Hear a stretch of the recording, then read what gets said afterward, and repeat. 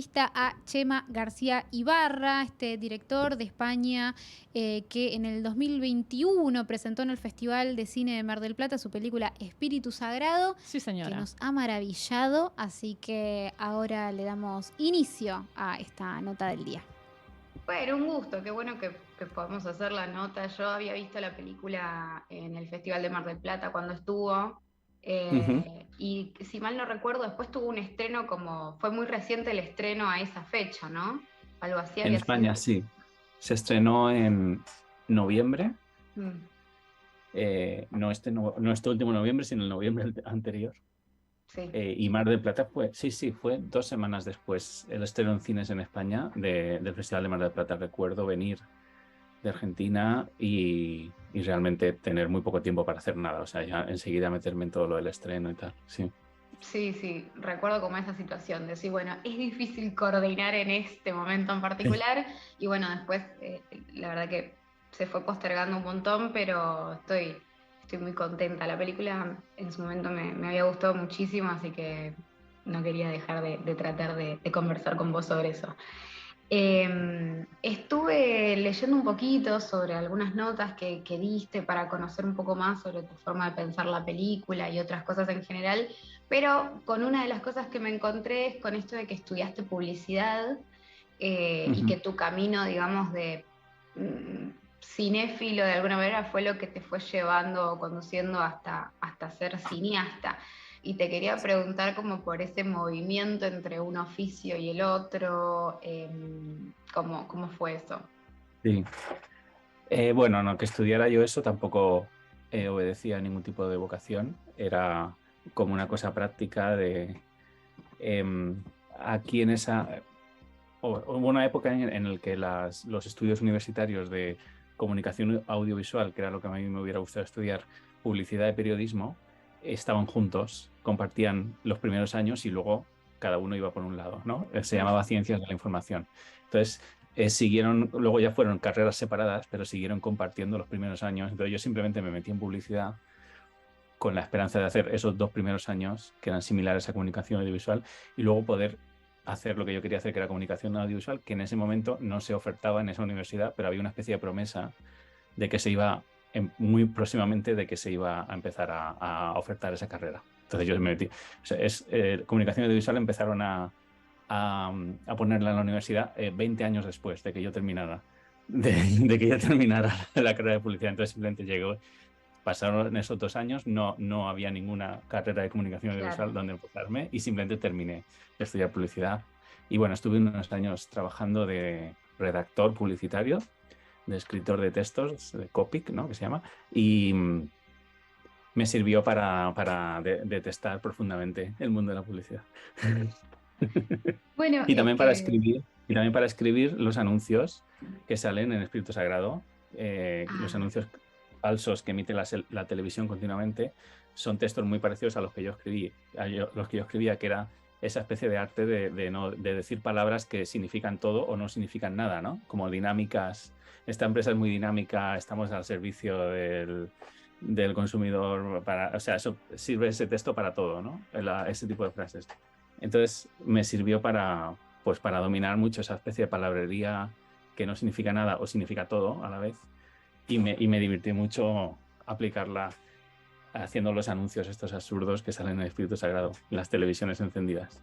Es buenísimo, pero al mismo tiempo es como, está bien, me sirvió eso para esto, pero eso es como una porción muy pequeña de la película en definitiva. Digo, entonces no hay en el estudio de lo publicitario algo que vos hayas volcado contundentemente hacia lo cinematográfico. No, bueno, en la carrera de publicidad se daban cosas relacionadas con narrativa audiovisual. Ajá. Recuerdo algún profesor bastante cinéfilo que nos ponía en clase, bueno, pues alguna cosa así que en ese momento, ahora quizás un poco obvio, pero en ese momento pues, podía ser un poco impresionante. O sea, yo no había visto una peli tan obvia como Apocalypse Now. Yo la había visto había oído hablar de ella, pero la vi realmente porque nos la puso un profesor en clase, ¿no? Pero vamos, no... o sea, no, lo mío con la publicidad básicamente quedó en eso, bueno, en algo relacionado con el diseño, que sí que me ha interesado mucho. A lo mejor sí que hay algo ahí, ¿no? Porque me empezó a interesar el diseño gráfico a raíz de estudiar publicidad y me ha interesado siempre mucho en el cine, más que la planificación, que me interesa mucho concretamente el encuadre. O sea, aquí hay 2 líneas, aquí hay 2 líneas, hay unas formas entre esas 4 líneas y cómo las distribuimos y qué hacemos con ellas y dónde hay más peso, dónde hay menos peso. De hecho, esos términos de peso en la imagen y tal son términos que se aplican en el diseño gráfico, ¿no? Entonces, Claro. es posible que ahí sí que haya algo relacionado con la imagen y la distribución de las formas en el encuadre, que a lo mejor es como un DIN A4, ¿no? Como una hoja de papel o como un póster, ¿no? Yo la veo más así. Yo no suelo mover mucho la cámara, o sea, no suelo hacer que el encuadre se mueva, suelen estar muy fijos, porque me gusta precisamente esa especie como de peso que da esa especie como de fijeza, ¿no? Y creo que puede haber ahí una influencia del diseño gráfico, que fue algo que me interesó a raíz de estudiar publicidad. Sí, ahora que lo dices.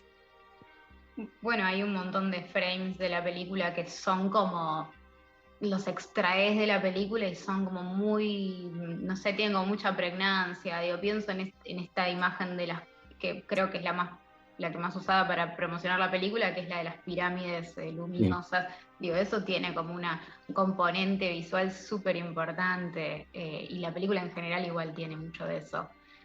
Sí. En ese plano trabajamos muchísimo además y está eso como muy pensado.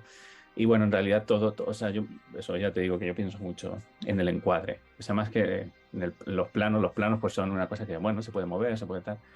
No, a mí me gusta mucho que todo esté como muy fijo, ¿no? Hay una cosa ahí en el cine de autor, sobre todo, como muy contemporáneo, que es como se tiende mucho a hacer pasar a la cámara por un humano.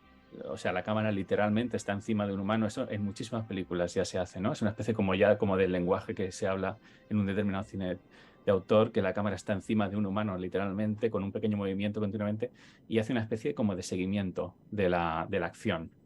Es una cámara que a veces está muy cerca, ¿no? Si fuera realmente un humano, ese humano estaría como en una situación casi de acoso, ¿no? Porque realmente es como tener una persona muy cerca todo el rato, ¿no? Y a mí lo que me interesa es precisamente quitarle toda esa humanidad a la cámara. A mí me gusta que la cámara sea inhumana, o sea, que no se corresponda con ningún tipo de visión humano. O sea, me gusta poner lo humano delante de la cámara, pero que sea una especie como de robot, ¿no? La cámara. Eso hace que cuando hay movimientos de cámara, los movimientos sean, como hay muy pocos, me gusta que estén acompañados de una especie de sensación de que si se mueve la cámara es por algo, ¿no? De que hay una especie de acontecimiento porque la cámara se está moviendo. Entonces, al haber muy pocos movimientos de cámara, creo que cada vez que hay uno es porque, oye, ha hecho un acontecimiento, que creo que significa algo este movimiento, ¿no? De hecho, si mal no recuerdo, puedo estar equivocándome, pero en la escena en la que se revela, este lugar en donde estaba la nena y demás, creo que ahí hay un movimiento que entra como a ese espacio, no aparece en el plano desde el primer momento.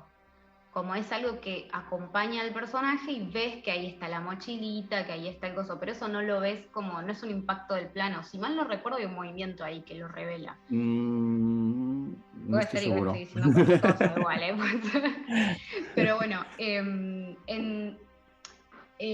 bueno, y algo que te iba a preguntar sobre esto de la formación y demás es sobre la formación cinéfila luego posterior, ¿no? Porque también está como esa cosa de preguntarnos.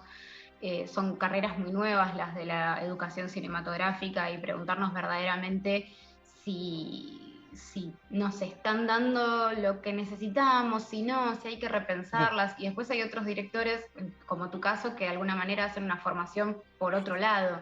¿Cómo hiciste vos esa formación? Bueno, ver películas, leer libros sobre cine y pensar, hacer una especie como de diálogo conmigo mismo como espectador cuando veía una película y me gustaba, que no se parara ahí, digamos, o sea, preguntarme por qué me había gustado. Cuando veía una película y no me gustaba, muy importante, preguntarme por qué no me había gustado, no simplemente eso es malísimo, bueno, es malísimo, ¿por qué? ¿No? Entonces ahí fui entendiéndome a mí mismo como cuáles eran mis gustos, qué era lo que me gustaba, qué tipo de todo, ¿no? Qué tipo de música me interesaba, de repente notaba que me gustaba mucho más cuando no había música, que cuando había música, ¿no? En una película, qué tipo de interpretación, que si el actor era conocido o si no era conocido. Bueno, me empecé a preguntar sobre todo eso. Y eso fue dejándome un poco claro cómo era el espectador que era yo y ese tipo de preguntas iba siempre acompañado de cuando algo no me gustaba, de bueno, entonces, ¿cómo lo tendría que hacer yo esto que he visto en esta película que no me ha gustado para que me gustara? Y ese ejercicio mental fue un poco definiéndome como cineasta, ¿no? Pues yo haría esto, usaría los actores de esta forma, la música la usaría aquí o la suprimiría aquí, porque me hubiera gustado mucho esta secuencia sin música, ¿no? Bueno, pues de repente voy pensándome como cineasta, ¿no? Entonces, al hacer ese ejercicio, pues voy creando una especie como de espectador a satisfacer con mis películas, que soy yo exactamente, ¿no? Entonces, eso que también se dice mucho en algunos cineastas del cine de autor, que van así como un poco de punkis. No pienso en el espectador, ¿no? En el espectador, bueno, yo sí pienso en el espectador, lo que pasa es que yo pienso solamente en un tipo de espectador, que soy yo, que es el que comparte 100% mis gustos, ¿no? Y yo trato de satisfacerme a mí mismo como espectador y de cuando he hecho una película y la termino, pues siempre hago ese ejercicio de pensar si me gustaría a mí si yo no lo hubiera hecho, ¿no? Y si la respuesta es que sí, pues vamos bien, ¿no? Entonces yo con el Espíritu Sagrado, si no lo hubiera visto, si no lo hubiera hecho y lo hubiera visto, pensaría que es la mejor película que he visto en mi vida. O sea, es posible que alguien haya hecho 100% lo que me gusta desde el principio hasta el final, el tipo de interpretación que me gusta, la música suena como a mí me gusta que suene, el tipo de planos, el tipo de encuadres, estos lugares, estos colores. ¿Cómo es posible que de repente haya visto una peli que me ha satisfecho completamente como espectador? Bueno, pues y eso es un poco la forma, ¿no?, que tengo de intentar, no sé. Bueno, la cuestión es eso. Todo sale de preguntarme a mí mismo estas sensaciones que uno tiene cuando ve una película, positivas o negativas, de dónde salen y qué haría yo en el caso de ser negativas para que no hubieran sucedido, ¿no? Si hubiera hecho yo la peli. Igual hay algo ahí que es después, si la película después no le llega a nadie, es como que no sé, Un no espectador cumple solitario. Claro, sos vos solo, y sin embargo después efectivamente eso que vos percibís de lo que a vos te gusta o de vos como un espectador, evidentemente le llega a un montón de personas porque por algo la película, por lo que leí y lo que escuché y las personas con las que hablé, fue muy, muy, muy bien recibida. ¿Eso lo En un ambiente, sí, analizaste en algún punto? en un ambiente en el ambiente como más cinéfilo y tal, ha sido muy bien recibida, pero en absoluto en España es una peli mainstream o conocida, No. en absoluto. O sea, es una peli totalmente underground, pero muy, muy conocida en el circuito cinéfilo y muy apreciada. O sea que yo pues estoy muy contento, pero vamos, no ha traspasado en absoluto O sea, en España se estrenó en 17 cines, son poquísimos cines. Claro. Películas a lo mejor similares se estrenan en 50, 60 cines, ¿no? O sea, es una cosa como muy... Luego ha tenido un recorrido muy grande por cineclubs, por filmotecas, se ha puesto en todos los cineclubs, en todas las filmotecas de España prácticamente, pero estamos hablando de un éxito a nivel puramente de nicho cinéfilo.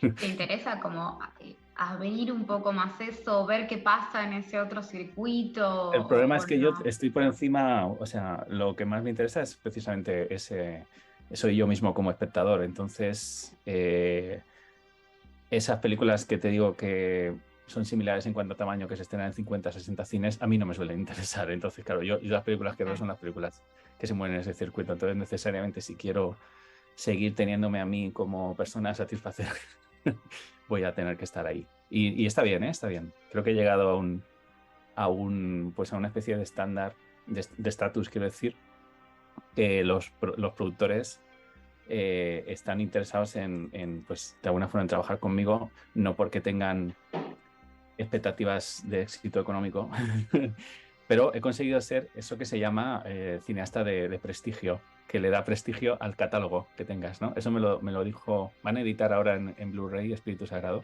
en España, y me dijo el de la casa editorial que aspiraba pues a quedarse exactamente igual en cuanto a dinero, que decir, no pretendía ganar dinero, pero lo que pretendía era ganar prestigio en su catálogo con la edición de Espíritu Sagrado, ¿no? Entonces creo estoy en esa especie de estatus un poco absurdo de persona que da prestigio a los catálogos, pero que no sirve para ganar dinero en absoluto. Pero bueno, pues ahí estoy, en ese estatus. Es un estatus muy gracioso, realmente es un estatus que provoca bastante risa. O sea, Sí, es raro, no sé qué pensar. es estúpido, es un estatus estúpido. Bueno, pues nada, pues mis pelis las van a ver poquísimos, pero pues, si tú estás contento con haberlas hecho, pues tú mismo. Es muy difícil económicamente hacer películas más independientes allá en España. Digo, acá por lo menos económicamente es muy complejo. Digo, las películas se hacen como muy a pulmón cuando son así. Y últimamente, en los últimos años, lo que viene a ser como un cine está como muy polarizado, lo que viene a ser como cine más grande o que tiene más apoyo económico. Está muy relacionado a las plataformas instaladas en el país para producir acá, ciertas productoras muy grandes que nunca dejaron de producir en ningún momento. Digo, eso allá, ¿cómo es? Digo, hacer una película como Espíritu Sagrado fue... Bueno, eso es importante más hacerla en España concretamente, hacerla... O sea, es importante para el hecho de que se haya hecho, quiero decir, más que el hecho de que se haya hecho en España, que se haya hecho en lo que es la Unión Europea, porque ya casi que las ayudas están como muy... O sea, se valora mucho que haya una coproducción europea, tanto en las ayudas nacionales españolas para hacer una película, como luego, por supuesto, en las ayudas comunitarias europeas, el Fondo Eurimas y ese tipo de cosas. Entonces, desde el principio, este tipo de pelis, todas las que conozco de este mismo tamaño, todas suelen ser coproducción con Francia, con Portugal, con Italia, con Francia, Portugal, Italia, con Alemania, con tal. Ya en este tipo de cine independiente es muy raro que solamente sean españolas, sobre todo porque también es una cosa que se trata de potenciar mucho. O sea, tú para tener las ayudas a la producción a las que puedes optar, es un sistema de puntos y se valora muchísimo. O sea, ganas muchos puntos si tienes una coproducción europea, hasta tal punto de que si no tienes esa coproducción europea y no tienes esos puntos, es muy complicado que llegues, ¿no? Porque hay otros muchos que sí que tienen esa coproducción. Entonces, es una cosa más a nivel español, más a nivel europeo, de intentar encontrar socios en otros países. Y bueno, pues hay unas ayudas españolas del gobierno central, digamos, unas ayudas específicas que han hecho que se llaman ayudas selectivas para películas del tamaño de Espíritu Sagrado, de entre 1 millón de euros, 2 millones de euros de presupuesto. Y luego, según donde se hagan y según de donde sea la empresa productora o el cineasta, hay ayudas regionales más o menos grandes según las regiones, porque no todas las regiones son igual de ricas. Claro. Luego están las televisiones, que bueno, te pueden apoyar o no. Tampoco están obligadas a apoyar, o sea, siempre apoyan a los grandes. No están obligadas a apoyar a los más pequeños, pero bueno, por ejemplo, Espíritu Sagrado la apoyaron. Y de algunas películas, así como de directores no muy conocidos, que de repente... Es una sorpresa para todo el mundo que Televisión Española, que es la televisión pública nacional, de repente la apoya. El apoyo consiste en que tú mandas el proyecto y lo que haces es comprar la película para su emisión, pero antes de que esté hecha. Entonces, con ese dinero ya puedes ir a empezar haciéndola, ¿no? Entonces, bueno, hay que encontrar productores que conozcan todo ese montón de caminos. O sea, si tú ves Espíritu Sagrado, el primer minuto son logos que además yo pedí que pasaran muy rápido, que es con el apoyo tal, con el apoyo tal, con el apoyo tal, con el apoyo tal, con el apoyo tal. Que cada uno pues ha puesto 200.000 euros, 150.000 euros, 40.000 euros, y todo eso suma el 1,5 millones de euros, ¿no? Pero al final es conseguir productores que conozcan toda esa maraña de logos. O sea, es una cosa complicada, pero no muy complicada. O sea, realmente no es, o sea, es pues complicado, igual que puede ser complicado construir un edificio, pero los edificios se construyen, ¿no? Quiero decir, no es en absoluto, creo, una labor titánica, ¿no? Como he conseguido financiar una película, entonces, precisamente porque siempre y cuando partamos de un guión que está bien, de un proyecto que esté bien, claro. Si el proyecto está bien, si el proyecto no está bien, pues a lo mejor sí que te cuesta más. Pero bueno, yo en principio estoy bastante... O sea, nunca he trabajado con ninguna plataforma, nunca he trabajado con ningún grupo así grande, estos que funcionan al margen de las ayudas, ¿no? Que ponen como su propio dinero y están así. Yo no sé qué es ese mundo, tampoco ellos tienen el mero interés en lo que yo hago, porque es una cosa como muy, ya te digo, ¿no? Ese espectador que soy yo. Yo no veo plataforma, no he pagado nunca Netflix, no me interesa nada de su contenido, entonces es normal que no les interese lo que hago yo, ¿no? Entonces es un mundo que no conozco. Te quería preguntar un poco sobre el guión de la película. Me imaginaba cuando la vi que seguramente debía haber tenido muchísimo trabajo la escritura, por cómo se van distribuyendo las pistas de lo que va a suceder, por esto de que yo pensaba cuando veía la película que es como, hay toda una primera parte que es como te va distribuyendo las pistas, las cosas las tenés adelante de la cara, pero no las ves porque hay como mucho, no quiero decir como entretenimiento, como si fuese una película de entretenimiento, pero como que veo una cosa de mago, ¿no? Como que nos está haciendo un montón de cosas adelante de la cara y atrás está pasando como algo bastante más denso, pero está todo como conectado, digo, cuando efectivamente unís los puntos, están todos unidos, y de hecho hasta el último minuto de la película se unen cosas de lo que se dijo antes, más al pasar o menos al pasar. Digo, ¿cómo fue el trabajo de bueno, coherencia de ese guión? A ver, mira, varias cosas sobre este respecto.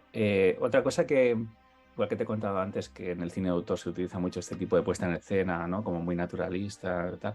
Una cosa también como que es muy común en el cine de autor y que se ha visto mucho, que es el final abierto, ¿no? El final de la película que queda un poco disuelto en el misterio. Ambigüedad, ¿no? Cierta ambigüedad, tal. Ya es un poco seña de identidad del cine de autor. Entonces yo cuando estaba pensando en esta película que tiene estas líneas, pues esta línea como una especie como de cosa mística, de ciencia ficción, de quizá hay algo que vaya a suceder así como más grande que lo humano, como una especie de ente no muy comprensible, ¿no? Y luego otra línea que, bueno, es totalmente terrenal y terrible, ¿no? Hay una especie de mafia, secuestros, tal. Pues yo en algún momento pensé, muy al principio, ¿esto cómo acaba? ¿Esto cómo acaba? Y de alguna forma hay una especie de impulso natural de persona que ve el cine de autor de, bueno, obviamente tiene que acabar con esa ambigüedad de quizás sea real la historia fantástica, quizás sea real, puede que no sea real, pero yo dije, pero esto es que es otro final abierto, ¿no? A mí me gustaría que estuviera, que no hacer eso, que fuera una cosa completamente cerrada. Y ahí descubrí quizá uno de los motivos por el que abunda tanto el final abierto en el cine de autor, que es complicadísimo. Es extraordinariamente complicado hacer una historia completamente cerrada, donde algo que pase al final tiene que ver con algo que pasa al principio, donde nada se caiga, digamos, donde todo esté atado como por cuerdas narrativas, ¿no? Qué complicado es complicadísimo, es extraordinariamente complicado. Yo mientras estaba escribiendo decía, ¿por qué no hago el final de cine de autor, que se está esperando todo el mundo? Ambigüedad, quizás sea real, quizá no, y ya está. Y me quito de encima estos 8 meses de trabajo que estoy haciendo solamente para las 10 últimas páginas de la película. Pero bueno, lo hice, continué haciéndolo y cuando terminé o sea, hubo tanto trabajo en el guión que para mí la producción de la película fueron los meses que yo estuve escribiendo el guión. Luego, hacer la película, rodarla y tal, todo eso es postproducción. Todo eso es la postproducción de la película. La película terminó cuando yo terminé de escribirla, imagínate del trabajo, ¿no? que tiene. Y el origen es eso, esa especie de, me gustaría no hacer lo que se suele hacer en el cine de autor con respecto a los finales. Con respecto a los finales, que no caer en esa ambigüedad muy atractiva, que está muy bien si se hace muy bien, pero que es, bueno, pues es un poco el final que te esperas, que haya el misterio y la ambigüedad. Y a mí me gustaría pues que te pillara por sorpresa un final pues como de thriller, como de el guión de pues estos guiones así como de guionista, ¿no? Como de El silencio de los corderos, Sospechosos habituales, ¿no? Este tipo de pelis como donde de repente todo está como muy completamente cerrado, que a mí me gustan mucho ese tipo de ejercicios. O como de novela, ¿no? De Dashiell Hammett o algo así, una novela policíaca donde de repente todo está cerrado.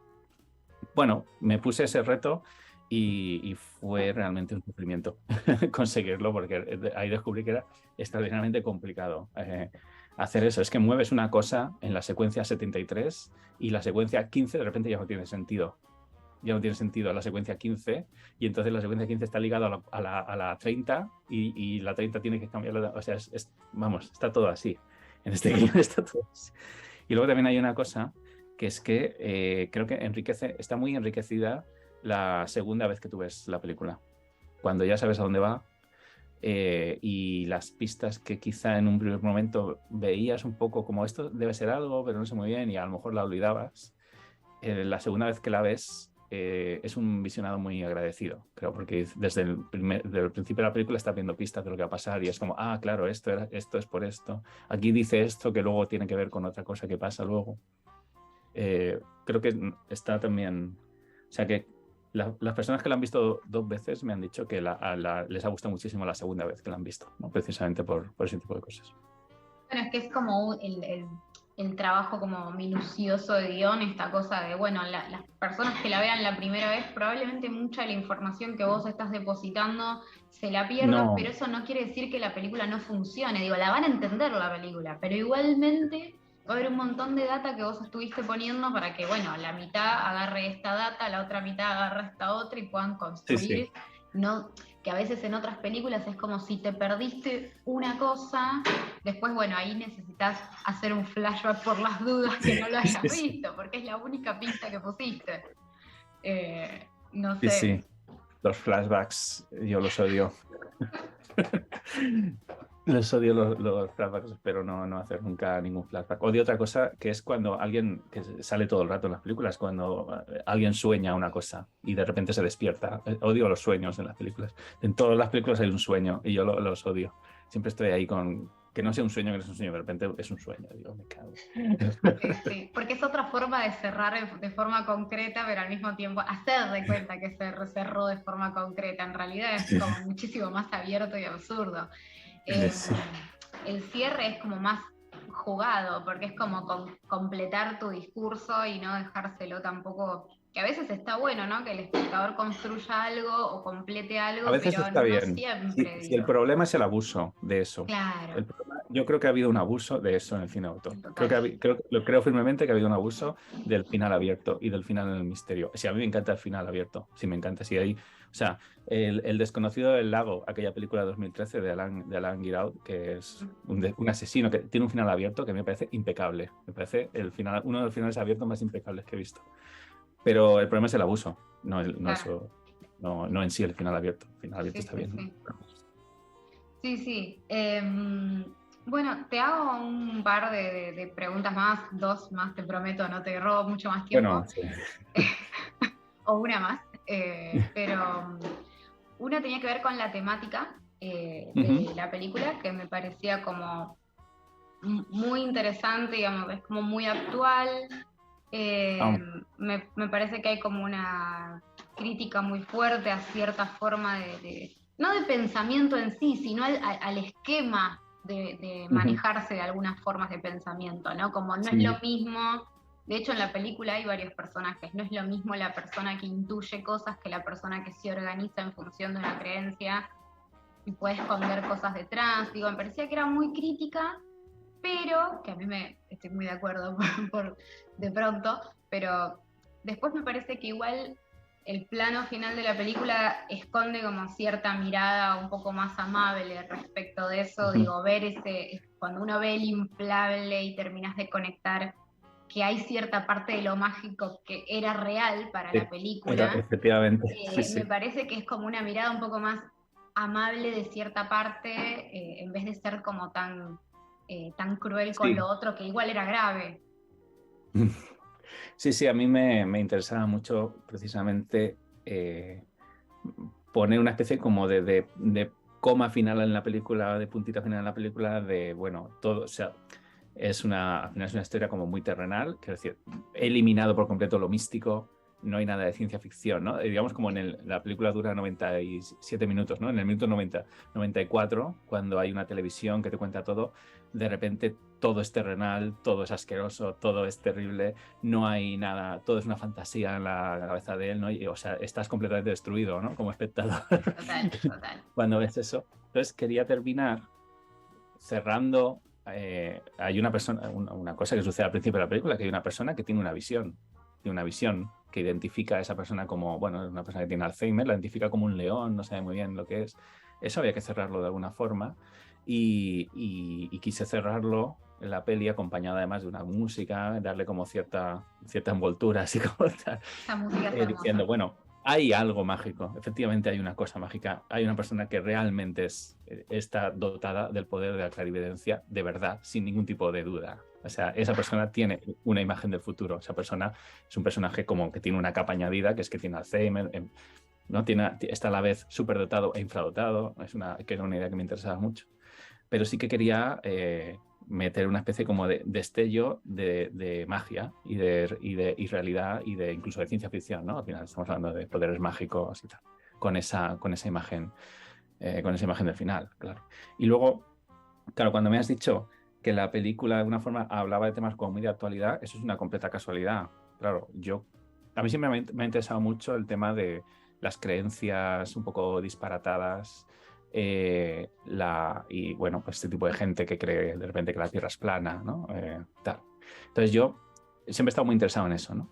Y cuando estaba haciendo esta película, 2017-2018, ¿cómo iba a pensar yo o cualquier otra persona que en el año 2020 iba a suceder lo que iba a suceder y que de repente eso que sucedió iba a traer añadido esa especie como de oleada de negacionismo, teorías extrañísimas relacionadas con tal, conspiranoia, ¿no? De repente, pues personas famosas, cantantes o tal, de repente se desvelan como conspiranoicos, ¿no? Eso ha pasado, ¿no? En España con Miguel Bosé, por ejemplo. De repente se convirtió en una especie como de líder negacionista, tal. Entonces, de repente, esa película que yo he escrito sale en ese momento, literalmente se estrena en el año 2021 y es una película que de repente habla sobre cosas que están pasando en el año 2021 por una completa casualidad, por una casualidad absoluta, que es que, bueno, no es una casualidad, que es que a mí me interesan mucho siempre esos temas, y quise escribir una película un poco sobre esos temas, pero que luego surgiera de repente el tema, digamos, al nivel mainstream, explotara absolutamente. Eso fue una casualidad total, ¿no? Genial, genial. Bueno, Sí. te dejo, te agradezco por todo el tiempo que me diste en la charla. Un gusto conversar con vos, súper generoso de tu parte. Gracias. Igualmente.